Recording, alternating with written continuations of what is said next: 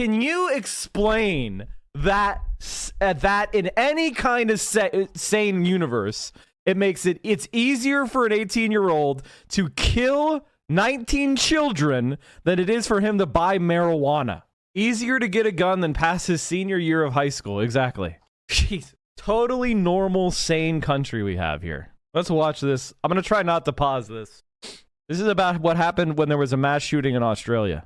Company values for Daniel Defense. Yeah, they deleted their tweet. They deleted their tweet of a small kid buying it. All right, let's watch this. Welcome back for more on the gun debate. We're bringing the first part of a three-part series with John Oliver. Yesterday, Americans watched in shock as even watered-down gun legislation died on the floor of the Senate. But that is exactly where it belongs, according to gun lobbyists like Philip Van Cleve of the Virginia Citizens Defense League. The Second Amendment, is sacrosanct. You hold up this sign whenever I make a suggestion that chat, you think is infringing upon your Second Amendment rights, okay? Okay. Assault weapons ban.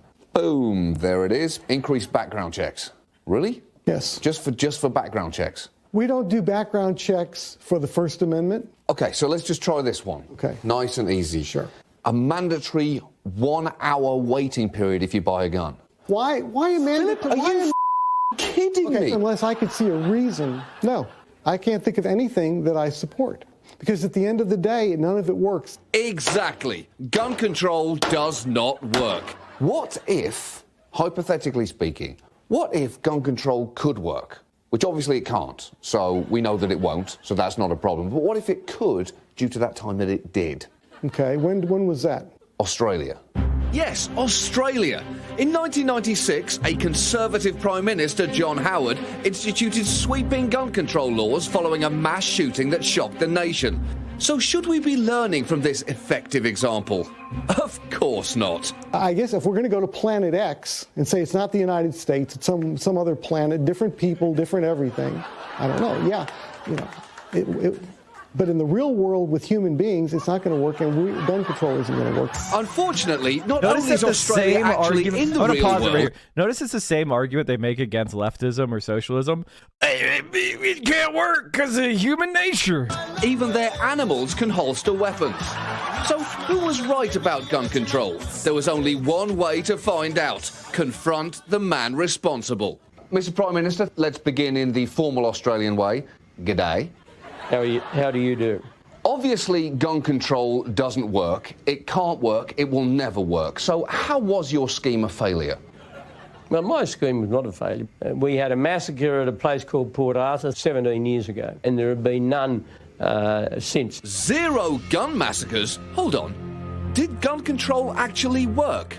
It stopped one thing. That could also be a statistical anomaly. Yeah, it was just their mass shootings disappeared. But there were so few of them. Whoop-de-doo.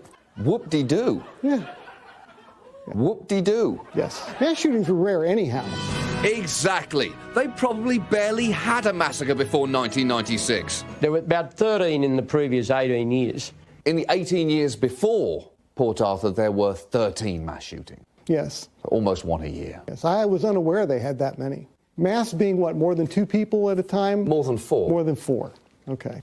Whoop-de-doo. But perhaps there were other non-whoop-de-doo side effects. The homicide rate involving the use of guns has declined significantly by factors of up to 50 and 60%. And the incidence of youth suicides involving guns has declined dramatically.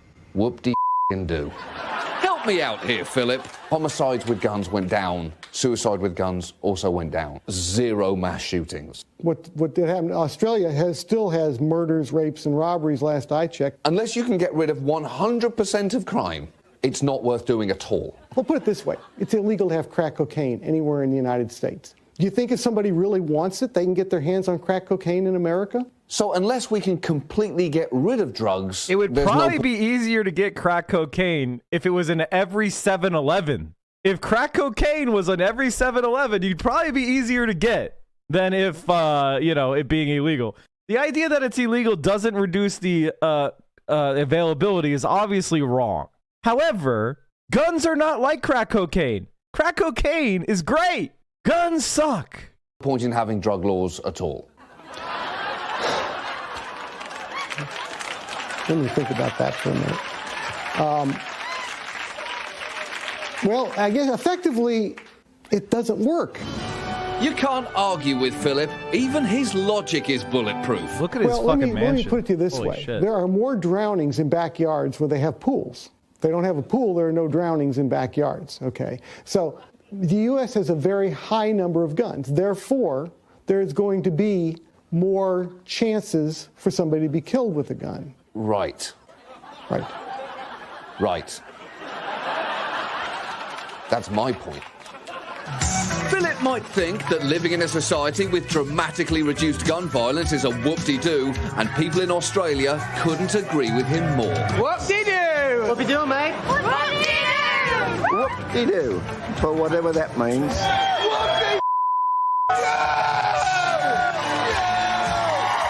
John Oliver, we'll be right back. Welcome back. So last week, as we were watching on the show, last week we learned that while our United States Senate was unable to pass even the most basic gun control measures, Australia has had a successful gun control scheme for almost 2 decades. John Oliver visited our cousins from across a couple of ponds to find out Do you more think in part America two would give of our a three-part shit series. if another country In does something that 1996, works? following a massacre, Australia's Conservative government enforced a national buyback of semi-automatic weapons, while also This is heavily what people mean when they say the Democratic Party would be conservative in every other country. This is what they mean. Democrats control the House. Democrats control the Senate. Democrats control the White House. They can't even get background checks on gun sales.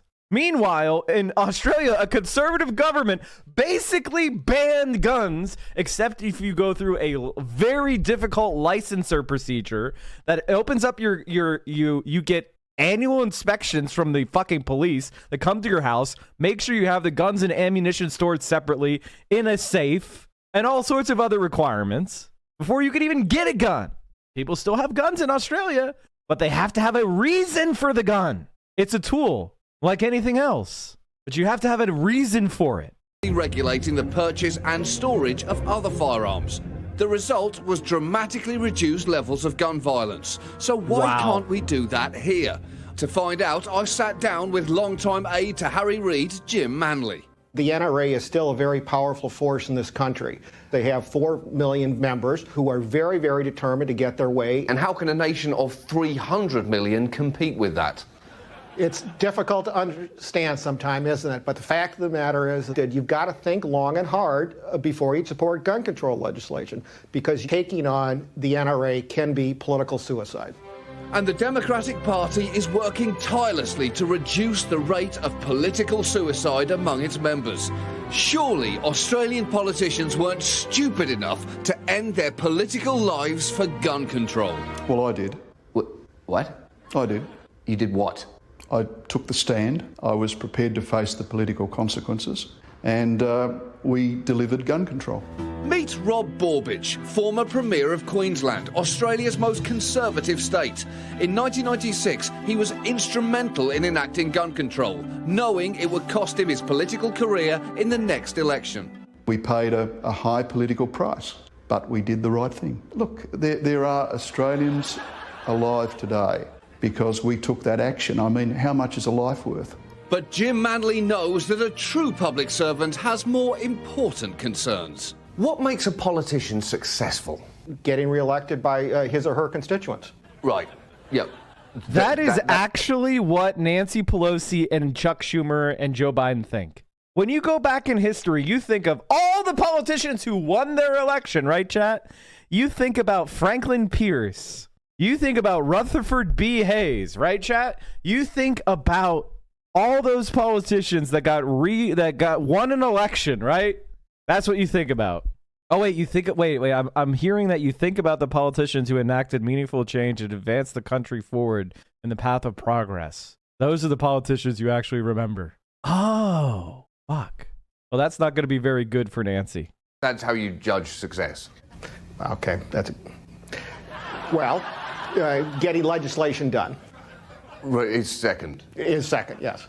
So that is second. Holy that is second? If I could rewind this tape, I'd say getting legislation done and getting re-elected by your constituents. But seeing as we can't rewind the tape, let's just go with the answer you gave on instinct. If you don't get reelected, you're just roadkill in the political process, and you're just another loser. Tragically, not everyone understands this. What makes a politician successful? Go. Making society a better place. No, Rob. No. Look, we can actually rewind the tape. Are we rolling? What makes a politician successful? Well, it's your responsibility to govern in the best interests of the people that you serve. Right, Rob, I'm going out on a limb here. I've already told someone else that I can't do this when I can. I hope you got a lot of tape. True success is a lifelong politician like Harry Reid, whose watered-down gun legislation was carefully designed to protect those who needed it most. He has a responsibility as the Democratic leader to protect the caucus. Right, the caucus needs to be protected. The caucus does. They need to be protected politically. How many political careers have been tragically ended by gun control? We've lost some good folks over the years because of their view. Right, you have a perfectly healthy political career and then bang. Just like that. Which means former Australian Prime Minister John Howard has blood on his hands. Do you ever think about the innocent victims of your gun control? There were no innocent victims of mine. There were no victims at all. Yeah, that's a photograph of Rob Borbidge. He was incredibly courageous politically in supporting our laws. But politically, he's dead. Bang. Just like that. Well, he lost an election that we all do at some point. But Howard is not alone. His Deputy Prime Minister, Tim Fischer, also refuses to accept responsibility for these career massacres. So you don't look at these faces and feel guilt? Well, they're alive. And they're dead. They're politically dead. I hope that those who totally veto any move to bring sensible semi-automatic and automatic weapon control to the suburbs of America are also politically dead, but physically alive. Not if I could help it. Never again will a political career end in a senseless act of meaningful legislation. It's just all of these, all of them are dead politically. Okay. Yeah, not physically. Physically, they're probably safer than they've ever been before. Well, it's a very dicey thing. I mean, again, just to reiterate, physically, they're absolutely fine. Really makes you think. Sure does. Yeah. Unfortunately, what spending time with politically dead Australian politicians made me think about was how horribly wrong we have it in America. Thanks for speaking with me, Rob. Pleasure. You are a great human being. Thank you. It's just by all American standards, you are a politician. And the fact that that is true is why I am now going to walk into the ocean. In America, And by the way, Chad, told... Nancy Pelosi, this is relevant. Nancy Pelosi and her leadership team just got a A-rated NRA scumbag reelected. Probably. It looks like it. He's up 175 votes the last I checked. 0.2%. Henry K.R. may win against Justice Democrat Jessica Cisneros. They went all out. We're talking about money. They did personal visits, fundraisers. They did robocalls. They recorded a call that went out to every voter in his district saying, this is Nancy Pelosi. Please vote for Henry Cuellar to get things done. Jessica Cisneros is too radical. They did that because winning is apparently important, even though there's no evidence that he's a better candidate in November. Gun control is not possible, but in Australia, they've shown it is, providing a fantastic lesson for America to ignore. John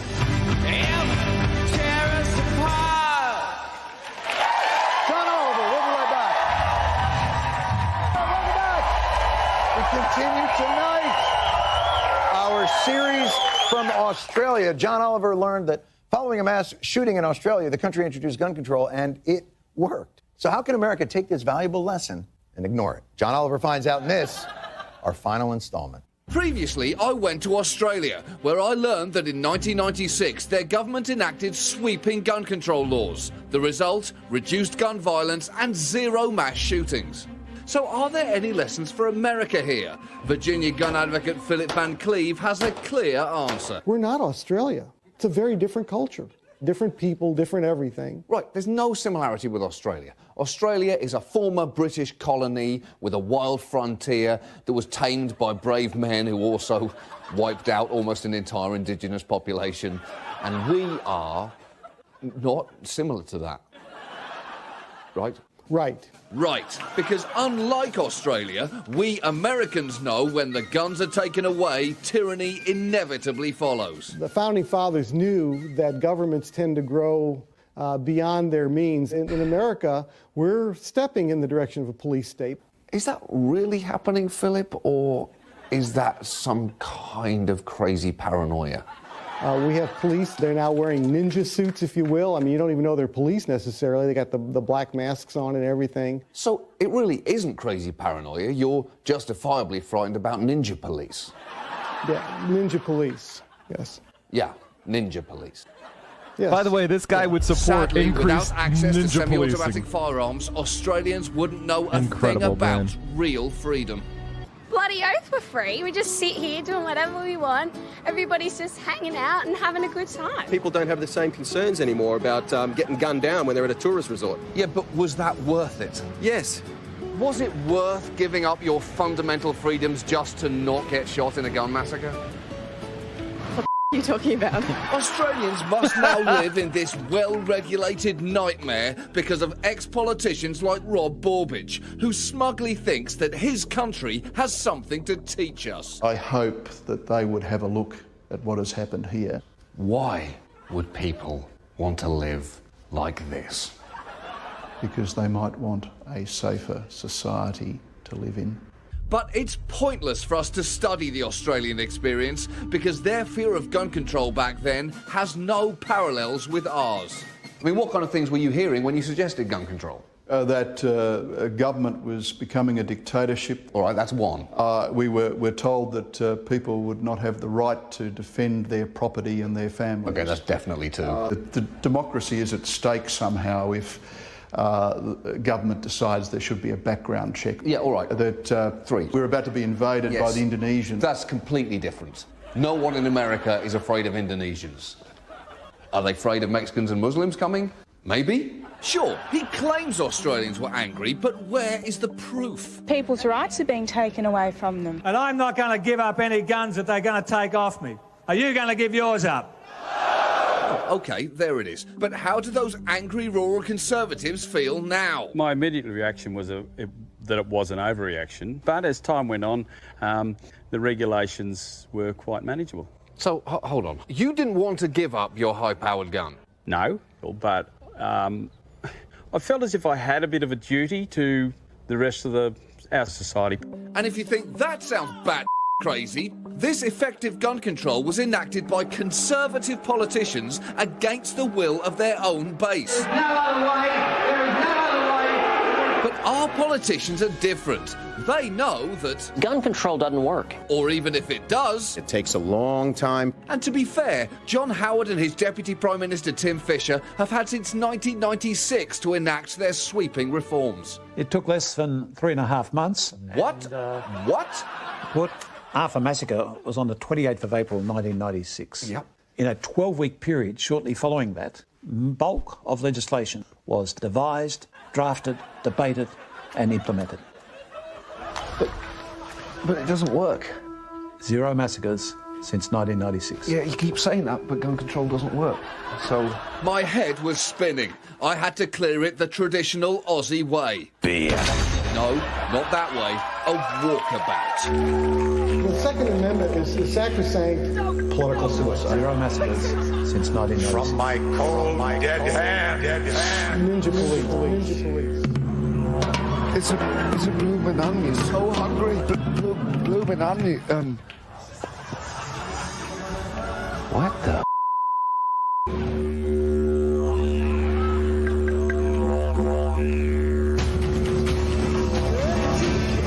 They had to get some intern to wear a fucking kangaroo suit, sweat their balls off. Poor intern. After 3 days in the bush with a guy in a kangaroo suit, it became clear what the real issue Furry with gun Oliver, control in America the evidence was is. there at the beginning, Guns Chad. aren't the problem, Philip. What is the problem? People. People are the problem. Yes. Do you know what? After spending this amount of time with you, Philip, I'm starting to believe that that's partially true. Good. Well, I'm glad you understand that people are the problem. That is becoming just painfully obvious. After investigating the issue on opposite sides of the earth, I discovered that if Americans really do want gun control, there is actually one thing they can do to get it. Move to Australia. That's the best advice I've heard yet. John Oliver, we'll be right back. Congratulations to Australia on electing a Labour government with the Greens as a junior coalition partner member and doing gun control 20 years ago, 30 years ago.